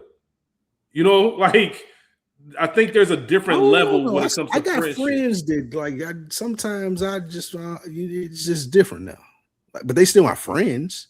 Yeah, but I wonder, and this is me going off the dome. I ain't really sat down and assessed this. I do feel like there are people that I look at. I put it like this: I try to think about where the friendship started. Okay. Right, that's always the first thing. And most times than not, what I found is if it started from proximity, and what I mean by that is if you just so happen to live in the same neighborhood as this person or go to the same school as this person, and you spend so much time being around them, you know what I mean, from one thing or another, you see them every summer, whatever the case is, I think sometimes we identify that as friendship, which could be true. But also, if that's the reason, I have to take a step back and think to myself, all right, if I met this person today off the street and take away my dislike of small talk and all that. Let's just say it was a natural thing where like we know each other well enough to see if we're gonna be friends or not. Like, would I still be their friend? And sometimes I look at them like, nah, I don't really fuck with the person, the type of person this person is. I tolerated it and I was cool with it, but maybe I was younger and I had a different mindset. Now we've grown from it, or it could be the other way. People where you could feel like you got closer to over the years, whatever the case is. But if I look back and I'm like, oh, would I be friends with you right now? And that answer is no, and it's like, all right, we probably just were. It was circumstance. Like Mm, we cool because we went to the same school. You know what I mean? Not because we cool. yeah. You know what I mean? Mm. So we ran in the same crew. And I always look at, can I hang with you one on one is a big thing too. Like me and you just go out and get a drink or go watch the game or do whatever. And I say that because some groups, every friend group got people who are closer than the rest of the group, right? And there's Mhm. also, I think, friend groups where there's certain people that you never would catch them one on one. Like their friendship survives because of the group. It doesn't survive because of the individuality. I remember this. I remember this very specifically. So shout out to my brother Phil. We also got another brother named Corey, and Corey was Phil's college roommate, and that's Phil's friend, right? Like, so Phil introduced me to Corey. Like, yo, I think y'all be cool. Like, I think y'all fuck with each other. Phil was pretty much like, y'all my two best friends. So I'm about to make this link happen, right? So every time I linked with Corey, kicked it with Corey, and Corey live in New York now, or Jersey, it would always be Phil. Like, we, you know what I'm saying? Me and Phil about to catch this flight. We about to go to the Giants game or whatever the case is. And I remember one time, I think Phil was leaving like a day, like he was leaving on a Saturday. Like he was flying in on Saturday. It might have been the year when we went to go see the Bengals play the Giants. Phil was leaving on a Saturday, and I think I was looking at a flight that was getting in on Friday. And I remember thinking to myself, "Oh shit, I'll go ahead and change." We was in a group chat, and I'm like, "I'm gonna go ahead and change my flight to Saturday." And Corey was like, "Damn, we ain't cool. Like, we can kick it without Phil. Like, we don't need Phil to kick it. We cool." And Yeah, yeah. that was one of those moments I appreciated. Like, damn, we are cool. Like, we can kick it without Phil. And I'm glad I did because I still got stories from that night. Like it was a wild ass time. Like we picking up field, and it increased our friendship too. It took our friendship to a new level. And now we picking up field from the airport. We talking about bruh last night. So it was one of those things, but I needed somebody to point that out to me. I don't know if I would have been. I don't know if I'm good at making that first step to be like, oh yeah, you my friend, or I fuck with you in a sense. No, I can relate to that. I definitely can relate to that. Like go ahead. No, go ahead. I was gonna say, what about you? Like the same question as far as like looking at people and recategorizing them, or even what I said. If you disagree, agree, like with the whole maybe we weren't really friends to begin with. Like that came out about I forget who it was. Maybe it was Jay and Dane. I think somebody pointed out, well, damn, were y'all even friends to begin with all this stuff going on? I think there's a lot more hurt when you got to go down that rabbit hole. But it's interesting when you look at long-term relationships that aren't the same. They've been friends for forever, and now they ain't. There are moments where you can look at it like, well, what was keeping that together? Was it friendship or was it proximity? Was it a mutual interest? Both get a little paper, you'll see. Shout out to Best of Both Worlds. Yeah, I do think you is crazy, by the way. Yeah, it is crazy. I think you reclassify friends as things happen throughout the years. Like you said, the beginning stages of your friendship start in proximity to the people that you grow up around, go to school around, play football with. So y'all develop these relationships because y'all are just in close proximity to each other all the time. As you grow older, you see different things that they do, different things that you do, and you learn how to look at them. And from learning how to look at them, I feel like that's how you kind of view them as friends moving forward. Y'all may grow closer, y'all may grow further apart, but you have this general like vicinity that you put this in them. And you said this, they never really surprise you because you kind of have them pegged to as, well, I've spent this much time with this person. It's been intentional because if it's this long, it ain't just proximity no more. These people that I know and I've grown up with and I'm still in conversation and talk to with that have access to me, I have access to them. It's intentional about us still having conversations and communication with each other. So I've had a general intentional relationship of being around this person for this many years. There's really nothing they should or could do that would surprise me to what you say. So I have them contextualized in that sense. Yes. Yeah. Like I'm not going to ask this person for this thing if I know, like, why would I do that? I'm not calling this person planning on having this type of conversation when that ain't where I got them categorized. Like, I think with men, that's how we do most of our relationships. When females say that our relationships are kind of surface, we contextualize our friends. We know who we can talk to about what. We know if you're going to play with golf with Randy or he ain't the motherfucker to talk about it and he tell you he divorced and she asking you, your girlfriend, I seen the skit somewhere, that's why I'm saying this. Your girlfriend asking you details when you get back to the house. You like, shit, I don't know, man. He just told me he was divorced. I don't know where the kid's at. I don't know when it happened. I don't know was somebody cheating. I don't know nothing, bro. He just told me he was divorced. Because as men, like it ain't story time. Every time a new piece of information is given out. Like for us, it's like, well, you gonna play it how he playing it. Like, is bro gonna tell me what happened, or is he on some like we ain't talking about it shit? Like you playing it, if that's your man's, you playing it how he playing it. I feel like go ahead. Okay. I was gonna say I feel like in that situation, just from a friendship level, I do pay attention to things like, so if I was telling somebody I just got divorced, I expect the first response, and this goes into expectations. I would expect my friend's first response is, "Are you okay? How do you feel?" Like I think if the first response was "What happened," unless it's one of those fairy tale, like nobody ever thought y'all would break up, and you just in so much shock, you like, "Damn, what happened?" Like I never would have seen that coming. But outside of that, I think the first thing would be, "Yo, like, how you doing? You good? Like, you all right? Where the kids at? All this stuff." Just more so well-being questions versus what feels like trying to gather information questions. That's me personally. That's me speaking. That's something I would look at. The same way when you talked about expectations, I thought about this because what you just broke down was perfect. I'm not necessarily expecting things. I appreciate it when they happen, but I'm not saying this is a token of our friendship if you do certain things, right? But if I see you doing something for someone else, I will take that personally. So let's say, I'll give you an example. Not a real one, but I'm just making this up. I had podcasts, multiple podcasts, right? So right now on We Got Y'all, we doing House of the Dragon. If you're my friend, I'm not expecting you to post a podcast clip from House of the Dragon for me. Not expecting that. However, if you are going to post a House of the Dragon clip, one of them should be mine.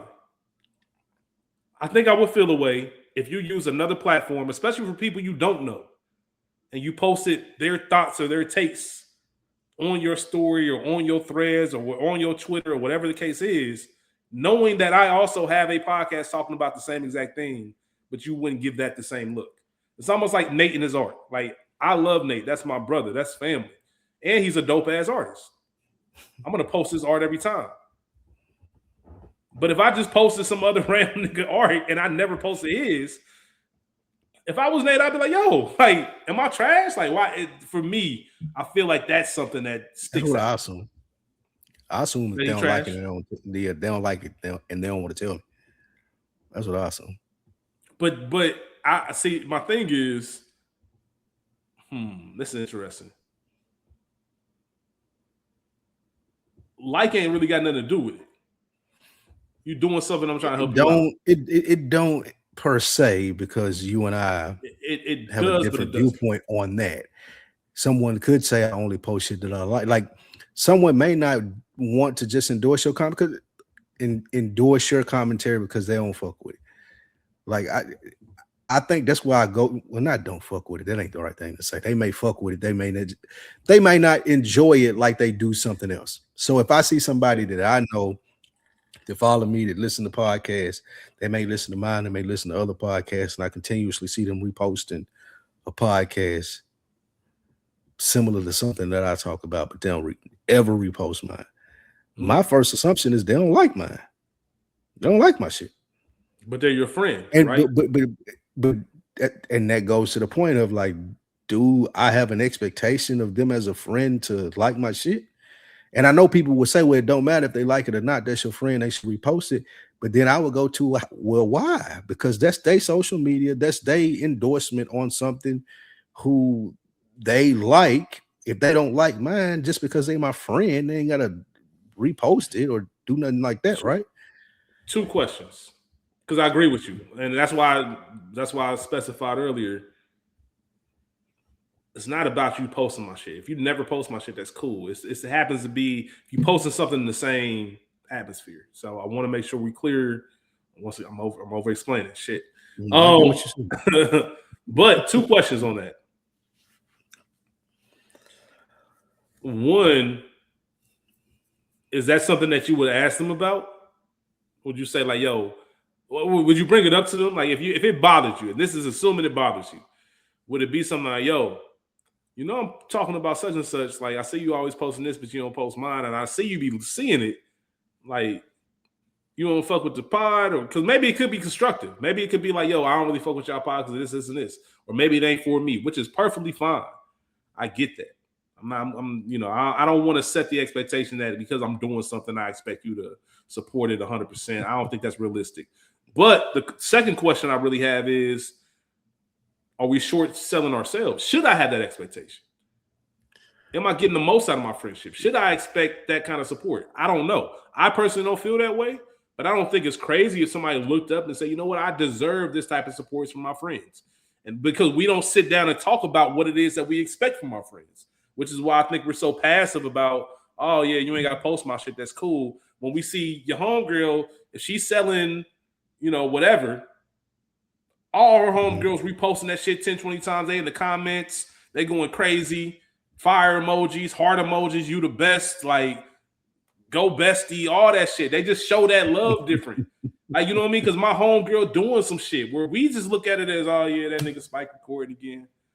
Like, why don't we have that same excitement? Like, yo, that's my nigga, that's my dog. He out here doing it, bro. I'm proud of you. Let's go, keep this shit going.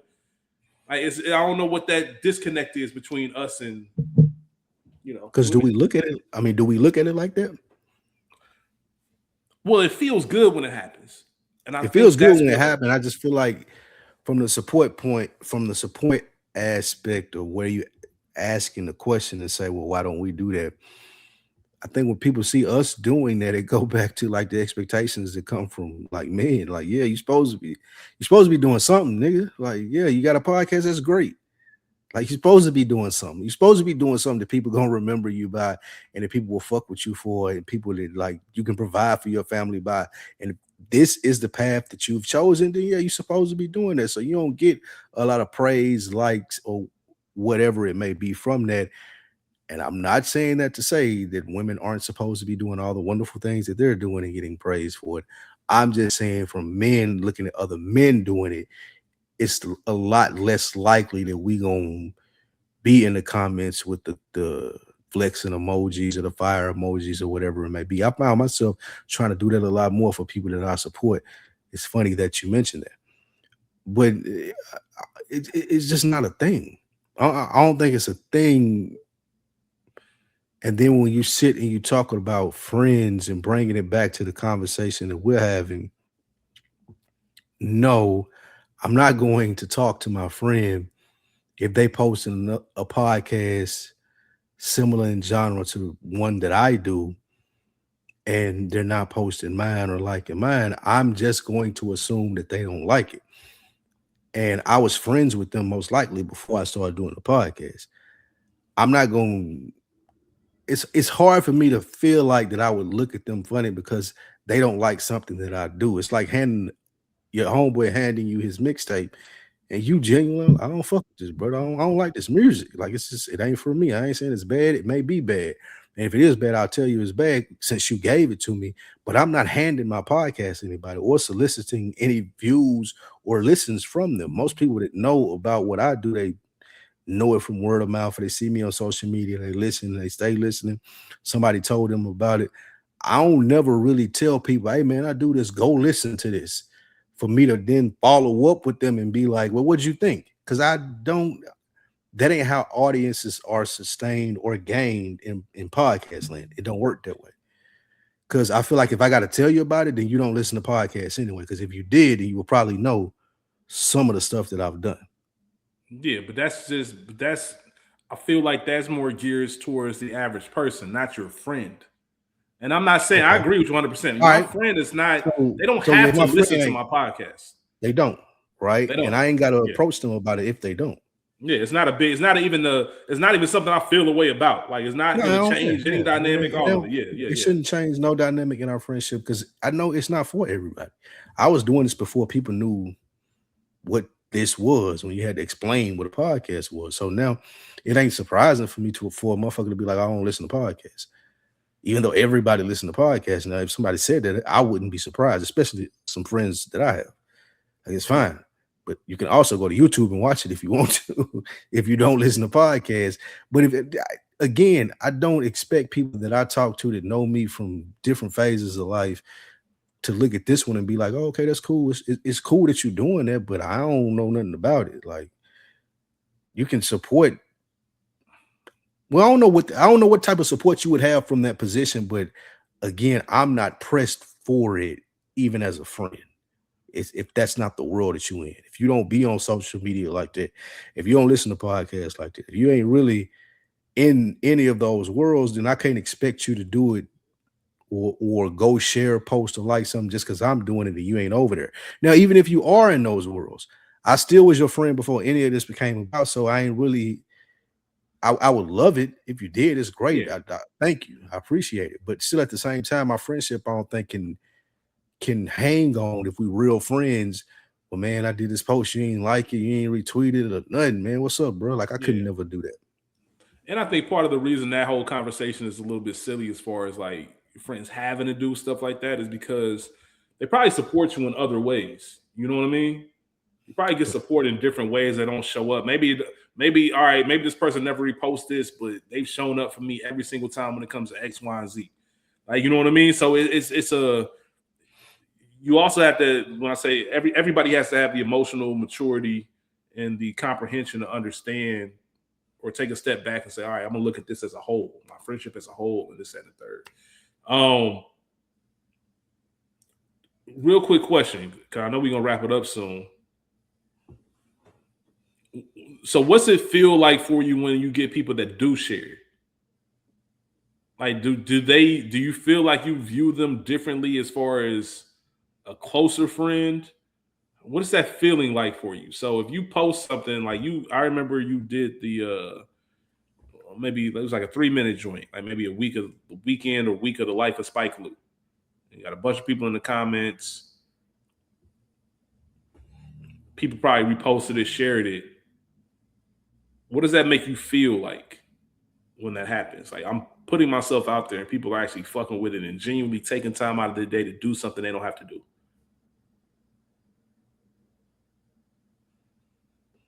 You asking how does that make me feel? Yeah. It's great. I really appreciate them for doing it. Probably, or how does it make you feel? Now, what is it? Oh, good. It helped. It makes me feel really good that somebody took the time out to do. What's good? Happy, good, excited, good, a feeling, joyful. Good is not a feeling. Not to the level we need to get to. We're talking about peeling these layers back. I think we need to use more intentional words. And I'm learning this, so that's why I'm pushing you to do it too. That's my normal response. It's good, it's cool, it's straight. Like, no, how does it actually make you feel? Joyful, happy. I don't know. Good is the word that I'm coming up with. We'll get there, man. We'll get there. We'll get there, man. We'll get there. So happy, why not happy? It doesn't feel happy and good. You can't combine those?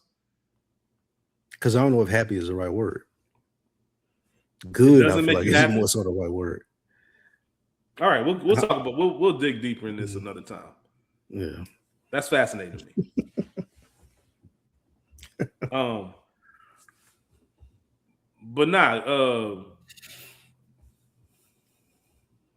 yeah, go on. And my fault, I'll cut you off from the answer. Yeah, how do you feel? You feel good? Yeah, I feel good to see people that appreciate it, to see people that share it, that like it enough to share it. All of this stuff, it feels good.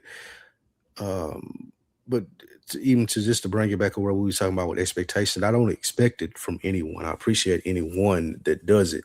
But when we're talking about friendly expectations, and if this person's doing that, then they should collab with you on this, or they should do these different things. I don't necessarily think that it always works that way, which is what we were talking about and had the conversation about for this topic. So yeah, when people do it, strangers, random people do it, it feels good. When friends do it, sometimes it feels even better because they can always put you in this box and look at you as, oh, that's just such and such, because they know you. They can call you. They can talk to you. You have conversations. They grew up with you. They know you before this person that you're presenting on this podcast. Not to say that that's not the same people, but you've elevated to this level of person. They can always be like, well, I knew him when he was this or that and the third. So it's always good, even for those people, to still be supportive, to still be there, reaching out and showing the love that you would expect to have been shown when you've done as much as you've done and as much as I've done. So the friendly expectation is, I don't really have any expectations from my friends when it comes to these things like this. The more support that they have, I love it. It helps me know that I'm doing something right, especially the ones that call me, critique me, tell me when I'm sounding crazy and something that I'm saying, tell me, or helping me think through something that I said to see it from another perspective. Like all of those things, these type of things or platforms, things that we do on this platform, they resort into that. And all of those things are friendly expectations for me in the very minimum. Even if they don't post nothing, even if they don't ever have a like or anything like that, they probably had a conversation about this podcast with somebody. Or they had a conversation and said, did you hear this? Did you hear what Rich was doing on here, man? Check this out. You hear what Lou was doing on here? Check this out. Yeah. And asking and following up about it. Those are the most important things. That's what I expect. that's what I expect for the people that listen to it and do like it. That's the expectation that I have for them to continue the conversation and point people in the direction of this and continue to push me because they like what they hear and want to hear more and pushing me to be like, keep talking and taking it to this level and this level and this level. That's what I have as a friendly expectation from the people that do support. No doubt, no doubt. And that's, like you said perfectly, man. That's support in different ways. Maybe it's not a like or repost, but it's a conversation. As we wrap up, like, what do you feel like the state of your friendship? Like, do you feel like you're a good friend? Yeah. Yeah, I feel like I'm a good friend. Why you what say about that? You? Because I want me as a friend.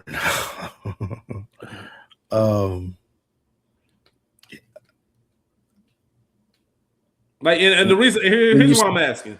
Because I'm asking, like, do you have moments, because with your schedule and how busy you are, you still feel like you're a good friend, like you show up for people when they need you, or I'm sure you have your own expectations with each person. But do you ever feel like, oh, I've been neglecting this person, or I ain't really reached out to talk to this person in a minute, or do you feel like all your friendships are so established that that worry isn't even there? Because I feel like my friendships are established and that worry isn't there. Yeah, like that. But that I think that all of us in a place to where we know, all of my friends, the intentionality that we have with each other. So it ain't like, damn, what's going on with bruh? Because like we would just pick up the phone. So got you. That's I like that. You said, what about me? Sometimes, yeah, most of the time, yeah. I feel like I'm traditionally a good friend. I think I'm in a season of life where I'm trying to figure out what my day-to-day looks like as far as just the business of it and just always being on the move, even though it is some anxiety there, because I can't have empty time on my schedule. Like, as soon as I get something to free up, like, for example, we're recording on a different day this week, so that means it freed up a day of the week for me. And the first thing I thought of, like, all right, what am I going to do with that time? Like, what I need to – it's almost like there's always something to do. So I'm like playing catch up. So, all right, now I finally get a slot to do this or watch this movie or go to the theaters for whatever. I don't know. But I do feel like there are times when it's just like, all right, I have a lot of low maintenance friendships, which I appreciate. Going back to what we said, they're so established that we ain't even got to go through all that. They know my character. They know who I am.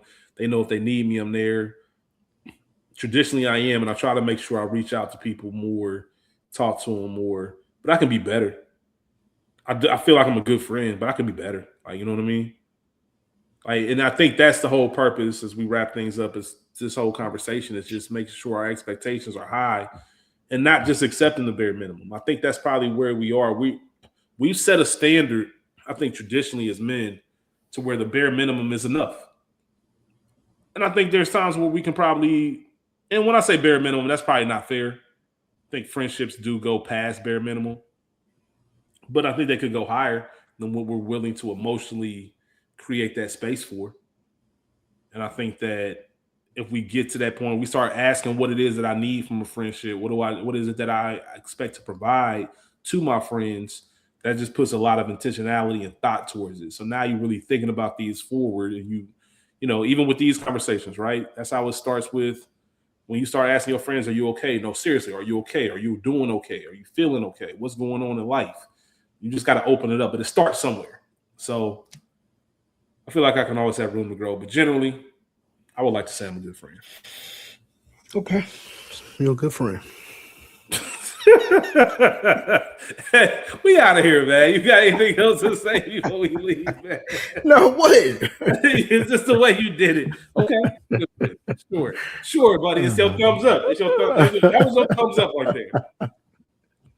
I'm glad you got the joke. I'm glad you got the joke. That was earlier this week about thumbs up. But that's it, man. You got anything else?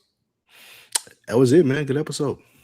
Yeah, good episode, good conversation, man. Love to hear y'all thoughts out there, man. Just on friendship, male friendships, what we expect, what you thought of our conversation and our topics. I enjoy this. I enjoy doing this with you every week, Spike Lou. It's a privilege, my brother. And we'll be back next week with chapter 72 or 71, excuse me, and we'll take it from there. So until then, Check out all the other stuff we're a part of. Like, subscribe, share, tell a friend to tell a friend. And let's get better this week. We out. Peace.